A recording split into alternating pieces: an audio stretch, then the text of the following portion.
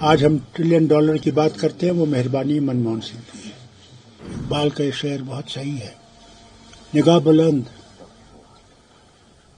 نظر پرسوز ہے رخت سفر میر کارواں کے لیے۔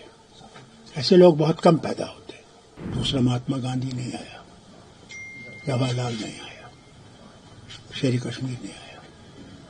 یہ ہے وقت کی بات ہے۔ بہت دکھ کی خبر آج سنی جب سنا کہ ہمارے پورو پردھان منتری منموہن سنگھ جی اب اس دنیا میں نہیں رہے۔ وہ بہت قابل اکانومسٹ بھی تھے اور انہوں نے بھارت کی یہ سب سے بڑا کام جو انہوں نے کیا، میں سمجھتا ہوں یہ ہے کہ بھارت کو اکٹھے رکھنے کی کوشش کی اور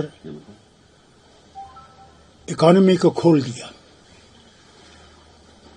پہلے اکانومی کھلی نہیں تھی۔ آج ہم $1 ٹریلین کی بات کرتے ہیں، وہ مہربانی منموہن سنگھ کی ہے۔ انہوں نے راجیو گاندھی کے وقت میں، اس کے ساتھ ساتھ نرسمہا راؤ جی کے وقت میں اس اکانومی کو اتنا کھول دیا کہ آج ہم خوشی سے کہہ سکتے ہیں کہ ہماری اکانومی آج ترقی پہ ہے۔ میں ان کے ساتھ وزیر تھا ان کی حکومت میں، اور رینیوبل انرجی کو پہلی دفعہ ہندوستان میں ریکگنائز کیا گیا۔ یہ وہ انرجی ہے جو میں سمجھتا ہوں آگے کے لیے سب سے بڑی مفید ہوگی، نہ صرف ہندوستان کے لیے بلکہ ساری دنیا کے لیے۔ میں اپنی طرف سے، اپنی جماعت کی طرف سے، اپنے خاندان کی طرف سے انہیں شردھانجلی پیش کرتا ہوں اور امید کرتا ہوں کہ جو کام چھوڑ گئے ہیں باقی وہ ہم لوگ اور دوسرے اس کو پورا کر سکیں اور اس ملک کو آگے لے سکیں اور بھائی چارہ رکھیں دیشوں کے ساتھ۔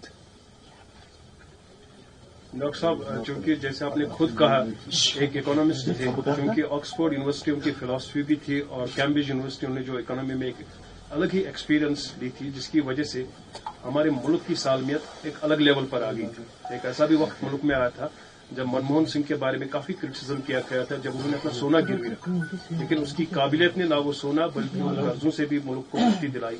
ملک کے ساتھ ساتھ ڈاکٹر منموہن سنگھ کی کتنی ایک نظریہ جو الگ دور اندیشی تھی، جموں کشمیر کے حوالے سے اگر بات کریں گے، یہاں کی معیشت کو ایک الگ مقام کھڑا کر دیا اور یہاں کی جو پولیٹیکل انسٹیبلٹی کبھی رہی ہے اس میں بھی ایک کلیدی رول رہا ہے۔ شاید وہ دور دوبارہ واپس نہیں آئے گا جو ان کے وقت ڈائلاگ پروسیس بھی ہوا تھا۔ بالکل صحیح کہا آپ نے، بلکہ میں یہ بھی کہوں گا کہ ہمارے بھائی پنڈت بھائی جو یہاں سے گئے تھے اور کسی نے بھی کوئی بڑا قدم اٹھایا ان کو واپس لانے کا، ان کی مشکلات کو جموں میں دور کرنے کا، وہ منموہن سنگھ جی کی حکومت میں انہوں نے کیا۔ قریباً 3,000 سے زائد ان کے بچوں کو یہاں نوکری دی کہ وہ گھر آ سکیں۔ ان کے لیے جگتی جیسا ایک کالونی کھڑی کی جہاں وہ آرام سے رہ سکیں گے جب تک واپس آ سکیں۔ ان کی بہت سی باتیں ہیں۔ میں تو سمجھتا ہوں اقبال کا یہ شعر بہت صحیح ہے، نگاہ بلند نظر پرسوز ہے رخت سفر میر کارواں کے لیے۔ ایسے لوگ بہت کم پیدا ہوتے ہیں اور وہی جو کام کرتے ہیں انہی کے بارے میں کرٹیسزم ہوتا ہے۔ اور اللہ سے مانگتا ہوں کہ ان کے گھر والوں کو، ان کی بیگم کو، ان کے بچوں کو شانتی دے کہ وہ دکھ برداشت کر سکیں اور کبھی یہ نہ بھولیں کہ انہوں نے جو قربانیاں اس وطن کے لیے دی ہیں وہ رائے گاہ نہیں جائیں گی۔